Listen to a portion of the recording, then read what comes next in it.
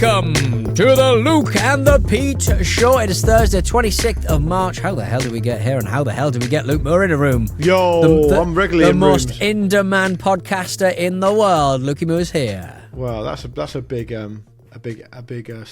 what's it called? Build up. Cock. I'm regularly in rooms. Big old cock. I'm regularly in rooms. What are you talking about? How do we get Luke Moore in a room? I'm always in a room. You were in a room with me earlier on, enjoying each other's company. I was. We did a ramble episode together. I like it when you're in the hosting chair because I never know what's going to happen. Exactly. And I'm usually dressed a lot better as well. Sort of gone off because I'm sort of taking down, because basically the OTC lot, they dress better than us, I would say. Oh, have you picked up? And Dotton's obviously, you know, he puts up the average a bit, but they always dress quite well. And I always feel quite guilty that I am sort of getting out of the hosting chair for the ramble, and then Dotton comes in and sits down, and he's always dressed like, you know, he's attending the Brits circa. Yeah, you ain't gonna win any kind of cool off competition with fucking Dotton. No, I know. Forget it. I know. It's a shame, but I've stopped wearing my suits because I've demolished a cupboard. I don't have anywhere to keep my suits. They're out and about, free for the moths. You're going to say I've stopped eating my suits because I've demolished a whole tub of ice cream or something. Some of the I know I've said this before, but I have never known someone to wear as consistently tight clothes as you. Yeah. How do you deal with the lack of comfort in that? Because if I had my way, I'd be wearing tracksuit bottoms every day. I only work 3 hours a day. It's easy. That's the way to do it. No, we had those ones on the other day, like curtains, the really tight ones. I could basically see the outline of your cock. Yeah, I think I've got rid of them. I think I threw them. I think I threw them out in a fit of pique. They're the trousers of a much younger man. I don't know. I think that's. I think you. No, I think you can wear them when you get to about 60. You could wear them again. Oh, well, what am I here? Just in We're the in doldrums that horrible hinterland, aren't we now? The metaverse. Am I in the PT metaverse where I'm not allowed legs? Yeah, no trousers, no legs. But you know, you and I are in that hinterland. We're in that middle-aged man hinterland where it's where a lot of, so basically, you know, there's a lot of this fuckery around men just being terrible. So that Louis Theroux thing's thrown it all into stark focus. And it's quite funny actually, because I know my friend Aaron, he produced that documentary. I was chatting to him about it. I hope I'm not betraying a confidence here. I probably am. He won't mind. He said it was great making that for Netflix because it was much more hard hitting. There's a load of stuff in it that the BBC would have run a mile from. Right, I see. So there's stuff that there's only one or two things they couldn't include because it was on Netflix. I think they found it quite liberating. But anyway, the point I was going to make, that's not betraying a confidence. That's a little bit of intel, I think. A little bit of intel. Yeah. The source of that stuff is obviously young men who feel disenfranchised or ignored or whatever. Yeah. Right? That's where it kind of comes from, isn't it? But I think that being a middle-aged man is absolutely prime for ignorance. You get ignored by everyone when you're a middle-aged man. I think everyone's being racist towards white people. No, but you know what I'm saying is no. Don't twist it because you're frightened. Don't twist it. I'm not frightened. Don't twist it because you're frightened of a conversation. But in the words of Don Draper, that's what the money is for. Fine. You're basically getting paid to fuck off and disappear to everybody. Well, I can't disappear because I've got to do this fucking shit. But I would do. But no, all I'm saying is, and you can't, it's impossible to dress unless you want to dress like a really, really smart person with loads of money. You can't walk in. I mean, you're different because you do what you want. Your sartorial choices are different. But like, I know Top Man's closed now, but like, you can't walk into a Top Man or an H&M as a 45-year-old man. It looks mental. But I don't think it does. I don't think it generally does. I think if you're wearing like, I think hoodies and stuff. Do you know what I mean? Hoodies and sort of like really casual wear, the sort of thing you see on teenagers on the train. You're like, what are you wearing that for? That's absolutely insane. What's worse is doing like a podcast about weebo Japanese stuff. Do you know what I mean? That's worse.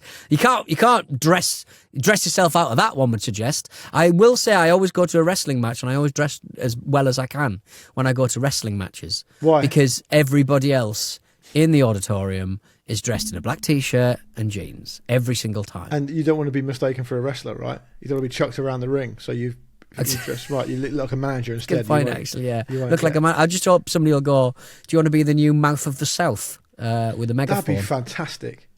Yeah, they You'd don't be the really have mouth of the managers north, though, of anymore. course. Mouth of the North. Yeah. The talking. Yeah, the talking managers were a teeth big the part of top wrestling the for North. me when I liked it when I was a kid.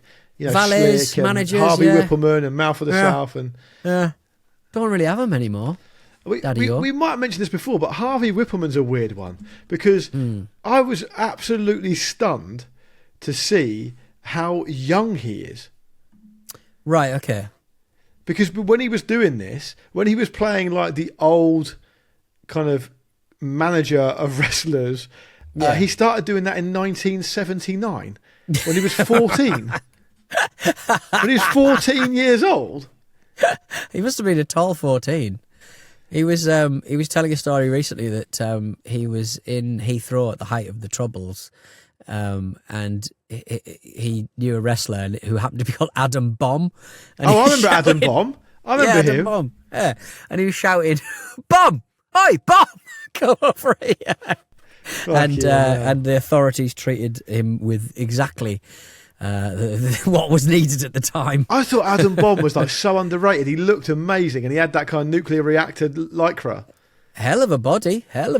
Like, but again, they spent a lot of money on it. I don't know. They're just these characters. There's a guy in WCW called Van Hammer who had like a sort of poodle perm kind of rocker gimmick, and he had a hell of a body. But he couldn't really wrestle. But that shouldn't ever be a stumbling block. Some of the muck they've had through all those years. So would you say a wrestling show is probably the worst turnout in terms of sartorial elegance? Sartorial elegance. Because it's the same thing. Everyone just wears the same thing. Everyone just wears a T-shirt with something funny on it, or you know, a bit of... It's basically sort of saying to the wrestlers, I love you, look at what I've spent on you. It's like a weird kind of...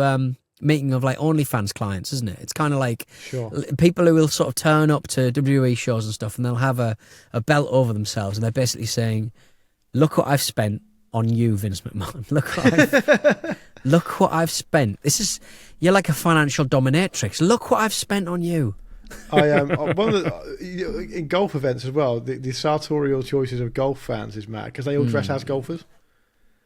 Right, do they actually dress as? So if you watch if the Masters is in a few weeks' time, if you watch the Masters, and you watch the fans attending, they will all be dressed as golfers. If you know anything about golf, and there was like 5 or 6 lads in their early 20s in pretty good nick, you could easily get confused between who was a golfer and who wasn't.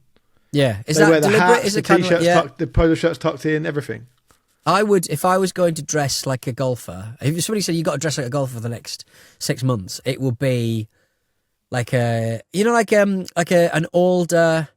You sort of see them in on the courses in Japan quite a lot, like the pitch and putts, visor, sort of culottes or a little skirt sort of thing. I'd basically dress like an elderly Japanese lady golfer. I'd love that. I'd love that. I'd love to dress like an elderly Japanese lady golfer. The one thing that frustrates me about golfers in that way, obviously I love golf, is that they don't... now you do. Yeah, but I've always loved watching it. Right. They have a great opportunity to wear some really quite fucking gnarly shit, and they never do. Well, there's that man who smokes the cigarettes, who's the fat bloke. He's John Daly. He's not a serious concern these days. He's an but was he a serious... I presume he was a serious concern. He won a major. I think he might have won 2 majors, actually. Yeah. It's the Shane Warne of golf. But it's back when you could get away with that stuff. I think the problem is with... Can you still... I'm sure you can still get away with that for golf. Not really. No? Nah. There'll be a wild card round at some point. That Iranian fella at Wimbledon. It's honestly mirrored. It's mirrored other top level sport. Really, they're all just tanks now. Yeah. Okay. They're not. It's all very I remember boring. you used to creatine's got a fucking hold on us, hasn't it? Younger people listening to this, like genuinely used to get like genuinely fat footballers.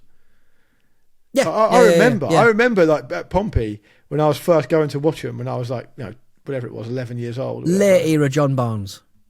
Yeah, exactly. He'd have a gut on him. But he was a special talent, though. He's a special talent. Like you'd get players who I can remember. I'm pretty sure I can remember because back in the late 80s, early 90s, the kits were quite tight as well. Yeah, like it got to about 93, 94 when the Premier League came in, maybe just after when they started to get really baggy kits. Nobody had abs. No. So I remember seeing it. I'm sure I do on TV, like some players, professional players, but you could see their belly kind of under there, between their shirt and shorts. Nobody had abs. Nobody had asthma. It's the two. Nah. It's the two. Weirdly. Yeah, there's no place for that now. They're all athletes, aren't they? No. It's the same with golf. I'm afraid. Oh, where's at the least, last Pete, by the way, at least in darts, football, darts have got to be. That'll be the last bastion of the. Yeah, you get some fat lads in rotund darts, fella. But but even Luke Little is a bit of a fat lad, isn't he? He's amazing. But in football culture, Pete, there was always a really big fashion part of it, wasn't there? What do you mean? As in, like, people wearing the clothes of the person that they're... No. There's like a whole part of football terrace culture is fashion, isn't it? Yeah, but I mean, I think that's kind of like, teams like Arsenal sort of grabbed that and really ran with it. No, but I mean, back in the day, like in the 70s, 80s, the hooligan culture was all about fashion as well. Oh, yes. Certain brands, you dress up really smart to go to the football and have a fight, which is kind of an interesting phenomenon, really. Yeah, and sort of, because you just get blood on your Fred Perry. Yeah. And just you having to sort of wash it before your mum saw it. You see it now as well. You see like young lads, and they've got like, I mean, honestly, this is not an exaggeration to say. If I go to a football game now, and you happen to be on the train or walking up to the ground with, and you see a load of young lads, maybe teenagers, who are all going as part of it, and they love the culture and that kind of stuff, they are all wearing clothes that I could nowhere near afford. I don't know how they're doing it. Very expensive. Stone Island's expensive, isn't it? So expensive. The bloke over the road, I know, his son, like a really lovely lad, like really lovely kind of middle class boy, has started like hanging out with like young mates at like Southend, and they call themselves a little firm and stuff. Yeah, it's absolutely adorable. Yeah. Lovely stuff. But those CP Company jackets that you see Pep Guardiola wears CP Company jumpers sometimes as well. Do you know CP Company? I don't. It's probably it's just one of those brands where you're like, So they're all basically Italian apparel companies. Stone Island's Italian, CP Company's Italian. Like they've got this jacket. It's like a goggle jacket thing, which I think was made originally in the 80s, but it's come back now because it's a subculture in English football hooligan circles, right? And so people want to wear that shit because they want to look like they're part of the firm and all that kind of crap. Yeah. But those CP Company puffer jackets are like 750 quid, and you see kids wearing them. It's mad. Oh, but it's kind of like it's. Surely you want something. If you're in a firm, you're gonna have a fight. You want something that's not gonna get damaged. It's your best clothes. I guess it is all about sort of going out with your friends and looking the best that you can do. Yeah, and if you listen to, we obviously made that show, The English Disease, which won that award, won the SGA award stuff, and our colleagues made it, and it's about the intersection between football hooliganism, far right politics, masculinity, and all the rest of it. But there's some really interesting interviews all through it, as you'd expect. But one of the interesting things about it is that there's a guy in it, I forget his name now, Asian guy, who is part of Leicester's kind of football firm, right? Like Leicester's kind of firm, right? Yeah. And he's like, and when he talks about how he gravitated towards that firm, it's like it was so inclusive. Like none of them were racist towards me. I felt like I belonged. And when I was growing up in the 70s in Leicester as an Asian lad, I was getting abused all the time until I found this. So it's almost like a very, and I know there's some exceptions to that because there were some firms that were really racist, but a lot of them were very kind of equal opportunity, inclusive, kind of family type affairs, and they all wanted to dress the business and look really great, and then they wanted to look their best when they were going to the football and fighting. Honestly, it's a really fascinating subculture. Yeah, completely agree. You can't be turning up. I can't agree. You can't be turning up, mate, dressed in trousers that look like the inside of a cell. No, or trousers that look like an elderly woman's curtains. Yes. Although maybe that could be your thing. You could be like the guy. Yeah. You could be like the Joker type guy. Yeah. Yeah. Come on, boys, let's get them. Yeah. That's a bit more camp than you'd probably get away with. But right, Peter, you called out the emails on the thing last week. Let's do some fucking emails. So let's do some. We've got a battery as well this week. What? Yeah. Shove it up my arse. We'll be back in a minute. We're back with Luke and Pete Show. We've got a battery, Lukey Moore. Our occasion we thought it was dead, this feature, but every now and again a battery. But fuck. Fuck. Ah, that's not the right one, is it? Ho, ho, ho, ho. Hey! How's it How you going? doing, guys? I've been in stasis for a very long time. Have you had a software update? No, I am sadly decommissioned at this point in time. My Battery firmware robot. will never be updated. Will you be affected by the metaverse closing down? No, I am very much oil and batteries. Did you see the robot that wouldn't stop dancing?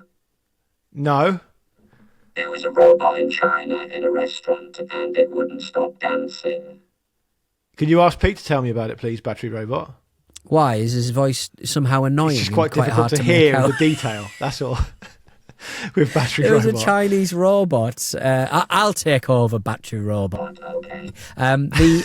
There's a robot in China in a restaurant, one of those bipedal jobs, and it's I think his job is just to entertain people in the restaurant. I think it's like one of those kind of like big. What's the fucking itchy band? What's the fucking flip an egg into a big hot plate? Big hot plate. The fellas fucking Are you okay? Flip the egg into their hat sometimes. What and are you talking They cook about? everything on a big hot plate. It's not itchy banya. What's it called? Not cocoa itchy banya. It's a fucking hot plate. I can see someone's typing in the running order. What have we got here? It's not me. Teppanyaki. Yes, kind Well of. done, Bruno. Yes. Well done. Yeah, fine. Yeah.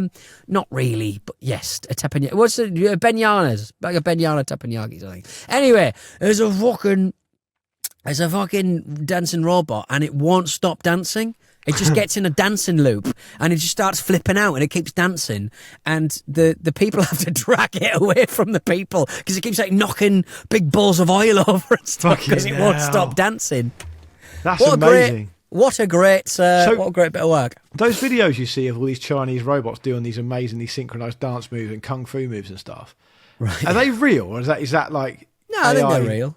I mean, what are you going to do with them? I mean, it's just, No, but is it actually happening is what I mean.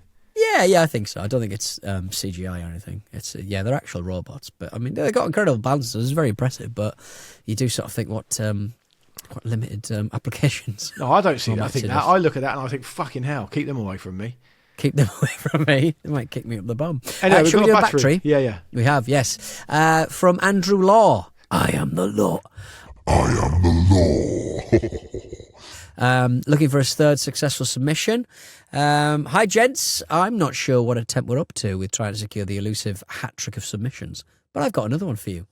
I found this all-power alkaline at work. Maybe Al-power? Al-power, I'd say, yeah. I mean, nowadays you'd look at it and say, is that AI power? Oh, yeah, But it I could don't be. think it is. I think it's Al-power. Yeah, I do. Alkaline at work. And I'm hoping that, as it seems to be a Korean brand, it might not have made an appearance before. Cheers, Andy. Look him here. Al-power. Yeah, it's a brand new player. Congratulations to you, Andrew. Feed that into Battery Robot's belly right now. Wow. That's Wowzers. awesome. Wowzers. Great celebration, by the way. Wow. That was Gordon Ramsay. That's amazing. I mean, well done. Well done, Andy. And if you've got any more batteries, if you found something that we'd like, if you feel duty bound to resurrect the battery feature, we gave it enough sauce over the years. We did. We gave it a good amount of time. But things must die eventually, even batteries, unless they're rechargeable. But even they die. Right, should we do an email, Lukey Mo? Do you want to do a Lukey email? Yeah, we'll do one. We had a load of people emailing us in about Afroman. Do you remember Afroman? Why is everyone emailing about Afroman when Afroman is in the news, like literally this week, because he's in court? For Yeah, I think that's why people are emailing. They're saying, I have you seen this? see. Because this geezer Afroman who wrote It's geezer. 2000's Because I Got High.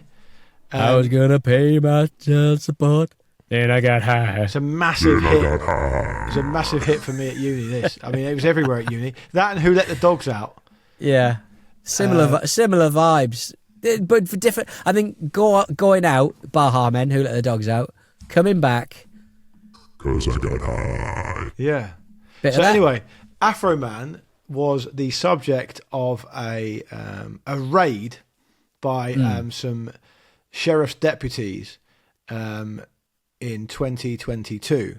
Yes. And so he wrote and released, I believe, some songs and videos about the raid, because the raid, I think, was an erroneous raid. It didn't lead to any charges. He didn't get arrested. And so he just basically piped up and said, I'm making some songs and some videos about this. There's a song called Lemon Pound Cake, which is apparently about one of the deputies in his kitchen eyeing up his lemon cake when they raided his house. Right? And then they accused a load of them of some other shit, which I won't go into. They then sued him for defamation. This is in Ohio. Yeah. He turned up to the hearing dressed in a he's Star-Spangled Banner suit. Dressed and sunglasses. He's dressed in the same clothes that he was wearing in the video, which is a real fuck you. And he won the court case. Yes. So I mean, come on. I mean, that's just wonderful, isn't it? He said in wonderful. his statement afterwards, he said, "We did it, America. Yeah, we did it. Freedom of speech. The whole raid was a mistake. All of this is their fault. If they hadn't wrongly raided my house, there would be no lawsuit. I would not know their names. There would be no songs. Nothing." The deputies themselves requested £3 million of damages for humiliation, ridicule, mental distress, embarrassment, and loss of reputation. I mean, fucking shut up. Yeah, fucking knobhead. A, fucking shut up, and B, I mean, it's the George Michael being caught wanking in the toilet, isn't it? You know, it's kind of like, look, you're more likely to get money out of George Michael. I think Afroman's probably, you know. Well, you say that, Pete. He's got a lemon pound cake. Afroman apparently released 2 songs, one called Lemon Pound Cake, as you said, which has got 3.6 million views on YouTube. And if that wasn't bad enough for the sheriff's deputies, he then released a follow-up called Will You Help Me Repair My Door, which got 9 million. Fucking 9 million views. Afroman's still massive online. That's a bit. I was trying to go high so it would sound deeper. No. That's not bad. Going to leave a child support. But I got high. A good song. It was a good song, and I don't think it was so stripped back. I don't think there was any samples in that one. It was a very simple beat, wasn't it? Yeah, it was. How many subscribers do you think Afroman's got on YouTube? His success probably predated massive YouTube applications for subscribership. One would suggest it might be 300,000. It's over 1 million. Over 1 million. Well done him. Well done him. Well done. He's got some hits, Afroman. He's got some hits. He's got a lot of popular videos on here. He has got a lot of popular videos on here, but I mean, I fear that he probably made more money out of the YouTube streaming revenue than he did the actual songs themselves. One of his biggest videos on his channel is called Smoke on It. Very much a theme. Smoke on It, yeah. He's very much. Who was that? Who did rap superstar and rock superstar? Cypress Hill. Very much. You know, in the slipstream of weed-based rapping. It's a great very low energy Afroman. Afroman's Wikipedia photo is him playing a twin-necked Gibson Les Paul. Yeah, which is not what I expected. It just sounds like he's living his life properly, I think. Yeah. Lemon pound cake. Oh, that's funny. Well done, Afroman. You've had a lovely time. I had no idea he was still kicking about. It's great to see him still kicking against the pricks. Yeah, kicking against the pricks. Yeah. The thing about like American police, they frequently shoot their way into the wrong house. Yeah, I realise America is vast, and each road has 4,000 fucking numbers on it, like houses on it, which is mental. Just break it off into different roads, guys. Like you'll happily like have a road that's like I'm at number 4003. It's like what? Yeah. Just sort it out, but they're constantly just bashing their way through the wrong houses, Gromit. I'm obsessed with the guys who I'm not obsessed, but have you listened to that? The rest is not counterfeit. It was the rest is. The rest is classified. Classified, where you've got a guy who seems Magnus to know. The cat's here, by the way. Sorry about Magnus, he's a fan. He's a fan. It's a show in which a man who used to work for one of the American agencies and a man who I don't think knows anything about anything seems to sort of coalesce a thing. And even for me, you know, I have no usual interest in it, but I listened to like a 3-parter at the weekend where it was about the fellas who tried to smuggle drinks onto planes, and did that plot, and they were in was it Leytonstone somewhere? They're in a flat in Bolt Hall in somewhere in London, and they were sort of putting together the bottles and stuff to make this to get the bombs on the planes and stuff, and MI5 or whatever sort of sneaked in under the cover of darkness into this house and installed cameras and put audio in and stuff, and the guy, the expert, is going, yeah, obviously you need a power source for a lot of these cameras. And he's going, and the horse is going, and he's like a journalist of politics. It's Gordon Carrera, right? He's the BBC guy. Yeah, BBC guy of and his specialisation is this sort of thing pretty much. And he's sort of saying, yeah, probably battery powered, wasn't it? It's like going, what, in 2003? We just didn't have the technology then. The guys, and every time the guy's like, he's just baffled by Gmail and stuff. I'm like, this guy isn't the best guy for the job. I enjoyed it immensely. It's all right for but you to slag off other shows, is it? I'm not allowed to. It's a very specific show, though, isn't it? So yours is like a blunderbuss. Mine's like a sniper rifle. Also a reference he wouldn't understand. Battery-powered sniper rifle. What's a sniper rifle, he'd say? David, I found that show disappointing, I have to say. But David McCloskey, the other guy, he wrote Damascus Station, which is a really good spy novel. I really liked it. The reason I read it is because on one of the other was it the Rest is Politics Leading? They interviewed the ex-head of MI5. Right. And asked her I think they had from memory, they had two ex-spies on the fucking show, and they were asking them about what spying is actually like in the modern world. And one of them said, read Damascus Station by David McCloskey. That is the most accurate spy novel of what it's like to be a spy in 2020s. And I read it and I really liked it. The other guy I don't care for much. But yeah, so I don't really listen to that show. Yeah, he's good. It sounds mad. Anyway, Peter, it's very much like the Luke and Pete show. One, who knows what they're talking about. The other one's got no clue. But who's who, Chris Kamara? Who's who, Chris Kamara? Let's get out of here. I'll tell you what, I know the email address, hello@lukeandpeteshow.com. See, we did read one out. 2, in fact, if you include the battery. Yeah. We'll be back on Monday, and I'll be back on Monday. It's the 30th of March, and we're held towards the end of the month. It's soon going to be my birthday. I'm soon going to be 45 years old, Madam Speaker. He turned to a bit of Jimmy Savile before you said Madam Speaker. Ooh. There's going to be a lot of Americans wearing Jimmy Savile clothes for Halloween, I think. What? Where's that come from? That Bone Daddy fucking... Remember Bone Daddies? That was a good ramen restaurant back in the day. The Bone Yard, the Jimmy Savile character in that, very popular in America. There's a lot of people sort of saying they're going to dress as Jimmy Savile for Halloween, but not really knowing why. Oh, right. And I don't think she should be allowed. Is this the movie with... thingy in it, Mel Gibson in it? 28 Days Later. No, it's 28 Days Later. Oh, you mean the Bone Temple, you fucking idiot. Bone Temple, the Bone Daddies. The cherry popping Bone Daddies. Yard. For goodness sake, just get us out of it. You are confusing me, let alone listeners. Ta-ta! I've got to go pick up my daughter from childcare. Bye! Bye. Worrying.